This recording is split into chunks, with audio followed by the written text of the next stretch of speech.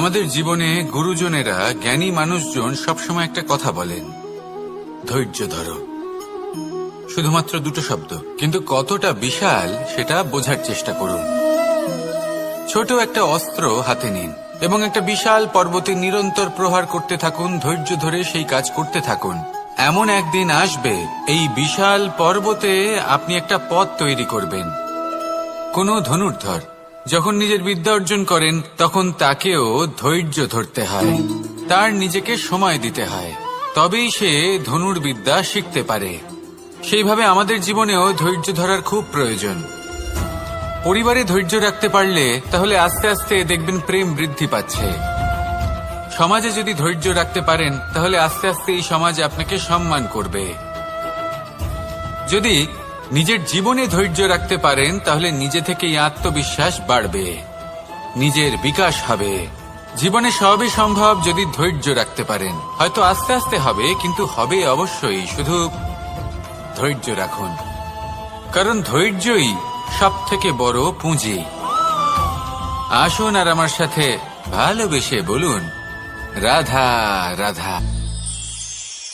আমাদের জীবনে যখনই আমরা কোনো বড় দায়িত্বের সম্মুখীন হই, তখন আমরা তার থেকে দূরে পালাই আর এই অজুহাত দিই যে না না, এত বেশি ভার বহন করার যোগ্যতা আমার নেই, আমি করতেই পারবো না।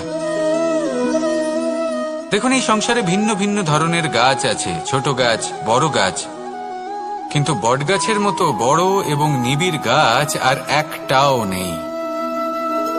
সে নিঃস্বার্থভাবে এই সংসারকে সেবা করে যায়, ছায়া প্রদান করে, শীতলতা প্রদান করে। আর যখন এমন সময় আসে যখন তার ওপর বোঝা অত্যন্ত বেড়ে যায়, সে কিন্তু কোনোভাবেই ভেঙে পড়ে না। তখন সে নিজের নিঃস্বার্থ কর্মের ফল লাভ করে, সেই নিঃস্বার্থ কর্ম যা সে করেছে।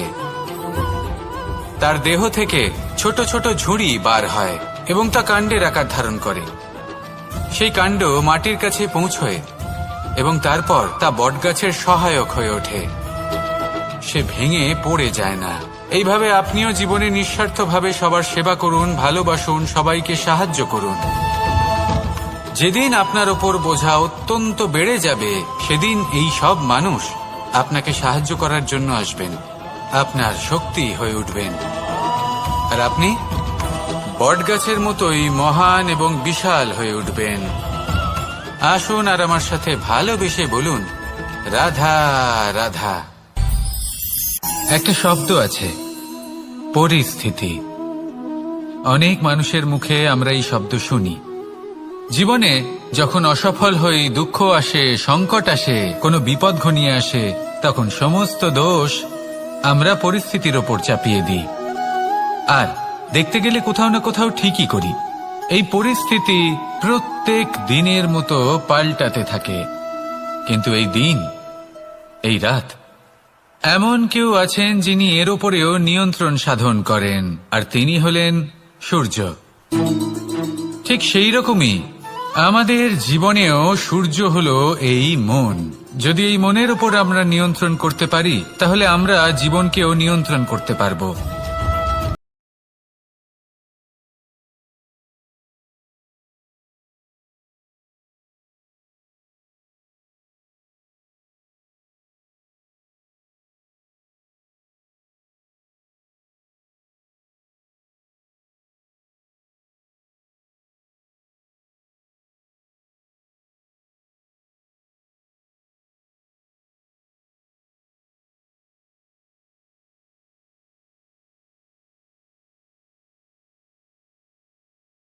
শক্তির বৃদ্ধি ঘটান, মহান হয়ে উঠুন, আর আমার সাথে ভালোবেসে বলুন, রাধা রাধা। খুব সুন্দর একটা কাহিনী আছে। একবার এক ব্যক্তি নিজের অসফলতার জন্য ত্রস্ত হয়ে সময় দেবতার তপস্যা করতে বসলেন। উনি তপস্যা করলেন এবং সময় দেবতা প্রসন্ন হলেন, মানুষের রূপ ধারণ করে ওনার সামনে প্রকট হলেন। এবার সেই ব্যক্তি ওনাকে জিজ্ঞেস করলেন যে কি এমন আছে যার জন্য আপনি বারবার জয়ী হন আর আমি চিরকাল পরাজিত হয়ে থাকি? কেন এত পরিশ্রম করা সত্ত্বেও আমি সাফল্য লাভ করতে পারি না? তখন সময় দেবতা উত্তর দিলেন যে দিন হোক বা রাত, ঝড় হোক বা ভূমিকম্প, রোদ হোক বা বৃষ্টি হোক, সময়ের সূত্রপাত হোক বা প্রলয়, আমি থামি না, আমি চলতেই থাকি। আর সেই জন্য যিনি থেমে যান তিনি পরাজিত হন, আর আমি জয়ী হই। এটাই আমাদের শিখতে হবে। জীবনে সবসময় চলতে থাকুন, কখনো থামবেন না। হ্যাঁ, কিছুক্ষণের জন্য বিরতি নিতে পারেন, বিশ্রাম করার জন্য, নিজেকে আরো সশক্ত করে তোলার জন্য, কিন্তু থেমে যাবেন না। নিরন্তর কর্ম করতে থাকুন, পরিশ্রম করতে থাকুন, তবেই এই সংসার আপনাকে মনে রাখবে। আসুন আমার সাথে ভালোবেসে বলুন, রাধা রাধা। মানুষ তার জীবনে দুই ধরনের পরিস্থিতিকে খুব ভয় পায়। এক, কোনো কারণবশত কারোর সামনে নত হওয়া। দুই, কোনো কারণে নিজের চরিত্র থেকে, নিজের মূল্যবোধ থেকে বিচ্যুত হওয়া। এবার কেন হয় এরকম যে কথায় কথায় কারোর সামনে নত হতে হয়? কেন বারংবার নিজের চরিত্র থেকে চ্যুত হতে হয়? এরকম কেন হয়? এটা তখনই হয় যখন আমাদের শিক্ষা এবং মূল্যবোধের অভাব থাকে। যদি মানুষের মধ্যে প্রকৃত শিক্ষা থাকে, তাহলে এই সংসারে কোনো সময় এবং কারোর সামনেই নত হওয়ার কোনো প্রয়োজন নেই। যদি মানুষের মধ্যে মূল্যবোধ থাকে, তাহলে তাকে নিজের মূল্যবোধ বা চরিত্র থেকে বিচ্যুত হতে হয় না, তা সে যাই হয়ে যাক না কেন। কোনো বালককে যদি জন্ম থেকেই সুশিক্ষার অধিকারী করা হয়, শিক্ষিত করা হয়, মূল্যবোধের অধিকারী করা হয়, তবে সে এই সংসারে এমন কর্ম করবে যাতে সে নিজেকে, নিজের পরিবারকে, সমগ্র সমাজকে গর্বিত করতে পারে। শিক্ষা লাভ করুন, মূল্যবোধ লাভ করুন, এবং আমার সাথে ভালোবেসে বলুন, রাধা রাধা। আমাদের সকলের জীবনে একটা লক্ষ্য থাকে যেটা আমরা লাভ করতে চাই। ঠিক যেন একটা প্রতিস্পর্ধা বিদ্যমান যে কে সব থেকে আগে নিজের লক্ষ্যে পৌঁছতে পারবে। আর সেই জন্য আমরা সকলেই খুব তাড়াতাড়ি এগোতে চেষ্টা করি, বড় এবং দীর্ঘ পদক্ষেপ ফেলি, যাতে তাড়াতাড়ি নিজের লক্ষ্যে পৌঁছতে পারি। কিন্তু এক অত্যন্ত গুরুত্বপূর্ণ বিষয় আছে, সবসময় লক্ষ্য সামনে থাকবে না, কখনো কখনো তা খুঁজতে হয়। এই যাত্রা খুব কঠিন হতে পারে। আর ঠিক এই কারণেই সবসময় দ্রুত গতিতে চলা বা তাড়াতাড়ি পথে চলা সেটা আবশ্যক নয়। তার থেকেও বেশি গুরুত্বপূর্ণ হলো ভেবেচিন্তে তারপর পথ চলা। যদি ভেবেচিন্তে পদক্ষেপ ফেলেন, চলতে পারেন, তাহলে সেটাই সর্বশ্রেষ্ঠ পদক্ষেপ। কখন কোন দিকে যেতে হবে, কখন কোথায় দিক পাল্টানো যাবে না, কখন গতি বেশি রাখতে হবে, কখন কম, কখন থামবো, কখন চলবো, এই সব কিছুর বিষয়ে জ্ঞান অত্যন্ত গুরুত্বপূর্ণ এবং ভেবে চিন্তে চলতেই হবে। সেই জন্য শুধু তীব্র গতিতে সামনে এগোলে চলবে না, ভাবনা চিন্তা করে এগোতে হবে। আসুন আমার সাথে ভালোবেসে বলুন, রাধা রাধা। পায়েস হলো আমার বিশেষ প্রিয়। এর মধুর স্বাদ মনকে প্রফুল্ল করে তোলে। ছোটবেলায় মা আমার জন্য পায়েস বানাতেন এবং আমাকে বলতেন যে গরম থাকতে থাকতে খেয়ে নে কানাই, ঠান্ডা হয়ে গেলে ভালো লাগবে না। কিন্তু আমিও দুষ্টু ছিলাম, ঠান্ডা হওয়া পর্যন্ত অপেক্ষা করতাম, আর ঠান্ডা হয়ে যাবার পরে মার কাছে যেতাম আর ওনাকে বলতাম যে মা, পায়েস তো ঠান্ডা হয়ে গেছে, এটা গরম করে দিন। তখন মা হাসতেন আর বলতেন যে পায়েস না হয় আমি আবার গরম করে দেব কানাই, কিন্তু এর মধুর স্বাদ, সেই মিষ্টত্ব, সেই সুবাস, সেটা আবার ফিরে আসবে না।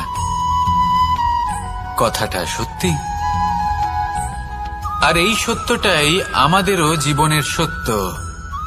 আমাদের জীবনের মধুর সম্পর্কগুলি, এতে যখন কটুভাব প্রবেশ করে তখন সেই মিষ্টত্ব ফিরিয়ে আনা প্রায় অসম্ভব ব্যাপার হয়ে যায়।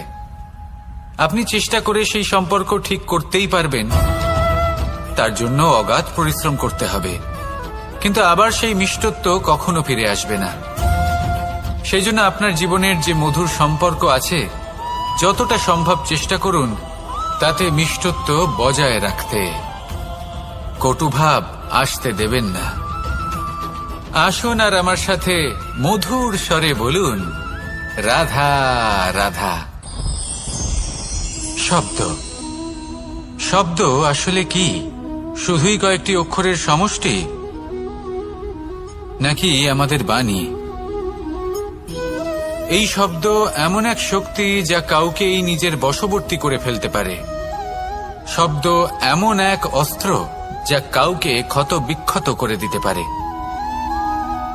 এই শব্দ হলো একটি নাদ স্বরূপ যা কোনো ঘুমন্ত ব্যক্তিকেও জাগিয়ে তুলতে পারে এবং নিজের লক্ষ্যের দিকে অগ্রসর করতে পারে। শব্দে এত শক্তি আছে যে কারোর মনে এতটা আঘাত দিতে পারে যে সে হয়তো জীবনে আর কখনো এগোতেই পারল না। তাহলে এই শব্দের প্রয়োগ খুব ভেবেচিন্তে করবেন। এবং এই শব্দের মতোই হলো নীরবতা। অনেক সময় এই নীরবতা আমাদের সহায়ক হয়ে ওঠে। অনেক সময় এটা আমাদের অনুশোচনাকে অনেক বেশি বাড়িয়ে তুলতে পারে। ভীষ্ম পিতামহ, অঙ্গরাজ কর্ণ যখন দ্রৌপদীর বস্ত্রহরণ হচ্ছিল তখন এনারা নীরব ছিলেন। দুর্যোধনের বিরোধিতা করেননি, ওকে বাধা দেননি। আর তারপর কি হলো সেটা আপনারা সকলে জানেন। দেখতে গেলে নীরবতা চুপ করে থাকা, কিন্তু যদি কোনো দুষ্টের সামনে চুপ করে থাকেন, যদি তার বিরোধিতা না করতে পারেন, তাহলে এই নীরবতাই অনেক বড় পাপের আকার ধারণ করে। মনে রাখবেন আর আমার সাথে ভালোবেসে বলবেন, রাধা রাধা। আভূষণ। কার না ভালো লাগে এই আভূষণ? আমরা পরিশ্রম করি, ধন অর্জন করি আর আভূষণ কিনে থাকি, কখনো নিজের জন্য, কখনো বা তাদের জন্য যাকে আমরা ভালোবাসি, বা তাদের জন্য যাকে আমরা সম্মান করি। হয়তো সেই জন্যই সীতা চূড়ামণি ধারণ করেছিলেন এবং আমি সামন্তকমণি। কিন্তু এটাই কি সেই প্রকৃত আভূষণ যা আপনার মূল্য বৃদ্ধি করে? না। শ্রীরামের আভূষণ হল ওনার নম্র ভদ্র ব্যবহার। মাতা সীতার আভূষণ হল ওনার সততা, ওনার নিষ্ঠা, ওনার ত্যাগ। অর্জুনের আভূষণ ছিল ওনার একাগ্রতা। রাধার আভূষণ ওনার প্রেম। এই আভূষণ কোথাও নেই, আপনার মনে আছে। যদি আপনার মনে মিষ্টতা থাকে, তা শান্ত হয়, তাতে সততা থাকে, নিষ্ঠা থাকে এবং প্রেম থাকে, তাহলে আপনার অন্য আর কোনো আভূষণের কোনো প্রয়োজন নেই। আপনি যতই ভিড়ের মাঝে থাকুন, আপনার ঔজ্জ্বল্য চোখে পড়বে। আসুন আর আমার সাথে ভালোবেসে বলুন, রাধা রাধা। এই সংসারের সবথেকে বড় সত্যি হলো জন্ম এবং মৃত্যু। কিন্তু আরো বড় একটা সত্য আছে, মিত্র এবং শত্রু, যা আমাদের সকলের জীবনে থাকে। মিত্র সে যে আমাদের সঙ্গ দেয় এবং সংসারের সবথেকে উঁচু শিখরে আমাদের নিয়ে যায়, এবং শত্রু সে যে যে কোনো মুহূর্তে যে কোনো শিখর থেকে আমাদের নিচে ফেলে দিতে পারে। এবার বিচিত্র ব্যাপার হলো এটাই যে আমরা নিজেরাই এদের সাথে নিয়ে চলি, নিজেরাই এদের পালন করি। তা কি করে? প্রথমে বুঝুন এই মিত্র এবং শত্রু কারা। আপনার নিজের মন, আর কেউ নয়। এই মনই হলো মিত্র যখন তাতে ভারসাম্য বজায় থাকে, তা নিয়ন্ত্রিত থাকে, তা পবিত্র হয়। কিন্তু যদি এই মন অনিয়ন্ত্রিত হয়ে পড়ে, যদি আপনাকে সে নিয়ন্ত্রণ করতে শুরু করে, তখন সেই আপনার সবথেকে বড় শত্রু হয়। সেই জন্য এই মনের ওপর নিয়ন্ত্রণ রাখতে শিখুন, এতে ভারসাম্য বজায় রাখতে শিখুন। তাহলে আপনি এমন এক বন্ধুকে পাবেন যে আপনাকে এই সংসারের শিখরে পৌঁছে দেবে। আসুন আমার সাথে ভালোবেসে বলুন, রাধা রাধা। ঈশ্বর আসলে কে? সংসারের বেশিরভাগ মানুষের কাছে ঈশ্বর হলেন এই সংসারের রচয়িতা, পালনকর্তা। কারোর কাছে উনি জ্ঞাতা, কারোর কাছে উনি হলেন আস্থার প্রতীক, আবার কারোর জন্য শুধুমাত্র অন্ধ বিশ্বাস। কিন্তু এই ঈশ্বর কি কোনো শরীর, নাকি একটা বোধ, নাকি শুধুই শ্রদ্ধা? ঈশ্বর হলেন তিনি যিনি হলেন আপনার ইষ্ট। সেই জন্যই তো গুরু, মাতা, পিতা এনাদেরও ঈশ্বরই বলা হয়েছে। যাদেরকে আমরা ঈশ্বর বলে মনে করি, যারা আমাদের ইষ্ট, তাঁরা আমাদের একটি পথ দেখান, একটি দিকে চালিত করেন। সেই পথে চলে আপনি শুভ কর্ম করতে পারেন, আর যখন কোনো ব্যক্তি তার ঈশ্বরের আদেশ পালন করেন তখন সে নিজে থেকেই শুভ পথে অগ্রসর হয়ে যান। বেশ কয়েকজন মানুষ ঈশ্বরের ওপর আস্থা রাখেন এবং ভাবেন যে অনুচিত কোনো কাজ করা উচিত নয়, ঈশ্বর দেখছেন। ওনারা ভয় পান যে কোনো অনুচিত কর্ম করলে কে জানে তার পরিণাম কি হবে। এমন অনেক ব্যক্তি রয়েছেন যারা ঈশ্বরকে বিশ্বাস করেন এবং জানেন যে ঈশ্বর তাদেরকে দেখছেন, তাই যে যে শুভকর্ম ওনারা করেছেন তার ফল তারা অবশ্যই পাবেন। এবার আপনি ভয় পেয়ে ঈশ্বরকে বিশ্বাস করবেন নাকি বিশ্বাসের দ্বারা ঈশ্বরকে বিশ্বাস করবেন, সেই সিদ্ধান্ত আপনারই। কিন্তু হ্যাঁ, যদি আপনার মনে ঈশ্বরের জন্য কোনো স্থান থাকে, যদি আপনার কোনো ইষ্ট থাকেন, যদি আপনি কাউকে ঈশ্বর মনে করেন যার প্রত্যেক আদেশ আপনি পালন করে থাকেন, তাহলে বলি ঈশ্বর কখনো আপনাকে অনুচিত পথে চালিত করবেন না। আসুন আমার সাথে ভালোবেসে বলুন, রাধা রাধা। এই সংসারে ভিন্ন ভিন্ন ধরনের গাছ আছে, অসংখ্য ধরনের প্রজাতি আছে। কিছু গাছ পাতা দিয়ে থাকে, কিছু ফুল, কিছু ফল। কেউ ছায়া প্রদান করে, কেউ শীতলতা প্রদান করে, কেউ নিজেকে খুব কষ্ট দিয়ে এই সংসারের বিকাশে সহায়ক হয়ে ওঠে। কিন্তু এই সবার মধ্যে একটা বিষয় কিন্তু সমান, এরা প্রত্যেকেই পাতা ছাড়া, ফুল ছাড়া, ফল ছাড়া জীবিত থাকতেই পারে, কিন্তু কোনো বৃক্ষই শিকড় ছাড়া বেঁচে থাকতেই পারে না। এটাই হলো রাধার। ঠিক সেইভাবেই আমাদের জীবনে শক্তি হোক, ধন হোক বা সাফল্য হোক, আমাদের বা আমাদের পরিবারের প্রসন্নতাই হোক, এই সবকিছুর আধার হলো, সবকিছুর মূল হলো পরিশ্রম। তাই জীবনে চিরকাল পরিশ্রম করতে থাকুন। যদি আপনি জীবনে মহান হবার পথে অগ্রসর হতে চান, তাহলে পরিশ্রম করুন। এই পরিশ্রম দ্বারাই নিজের পরিবারকে প্রসন্ন করুন, নিজের বন্ধুদের প্রসন্ন করুন, এই সমাজকে গর্বিত করুন। আসুন আমার সাথে ভালোবেসে বলুন, রাধা রাধা। কখনো কোনো বাগানের কোনো বৃক্ষকে দেখেছেন যেখানে সুগন্ধি ফুল থাকে, রসালো ফল থাকে? তখন মন প্রফুল্ল হয়ে ওঠে, মন থেকে সেই বৃক্ষের প্রতি ভালোবাসা জন্মায়। কিন্তু যিনি বাগানের মালিক, শুধুমাত্র তিনিই জানেন যে কিভাবে এই বৃক্ষকে আগলে রাখতে হয়, কিভাবে তার পরিচর্যা করলে এতে সুন্দর সুগন্ধি ফুল হবে, রসালো ফল হবে। কখনো কখনো প্রয়োজনের থেকে বেশি রোদ পেলে এই বৃক্ষগুলি শুকিয়ে যায়, প্রয়োজনের থেকে কম রোদ পেলেও এই বৃক্ষ কিন্তু শুকিয়ে যায়। প্রয়োজনের থেকে কম জল যদি পায়, এই বৃক্ষ শুকিয়ে যেতে পারে। প্রয়োজনের থেকে অতিরিক্ত জল যদি পায়, তখনও এই বৃক্ষের শিকড়গুলি নষ্ট হয়ে যেতে পারে। এবার এটাই কিন্তু আমাদের সংসারের সাথেও হয়। আমাদের সংসারের সকল প্রতিভাশালী ব্যক্তি, যেমন লেখক, বিচারক, প্রবক্তা, যোদ্ধা, এদের সবার ক্ষেত্রে এই কথাটাই প্রযোজ্য। যদি বেশি প্রশংসা করা হয়, তাহলেও এরা হারিয়ে যাবেন।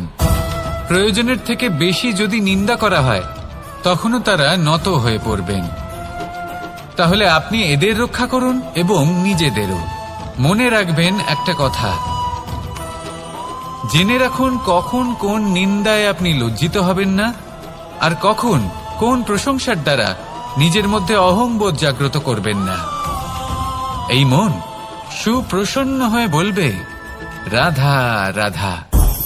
যদি আমি কোনো বনে যাই, কোনো নির্জন বনে, সেই বনের বিষয়ে, সেই পথের বিষয়ে, গাছপালার বিষয়ে, পশুপক্ষীর বিষয়ে আমার যদি কোনো জ্ঞান না থাকে, সেই বনের ক্ষুদ্র থেকে ক্ষুদ্রতর অংশের বিষয়ে যদি আমার কোনো জ্ঞান না থাকে, তাহলে হতেই পারে সেই বনে কোথাও আমি হারিয়ে যাব।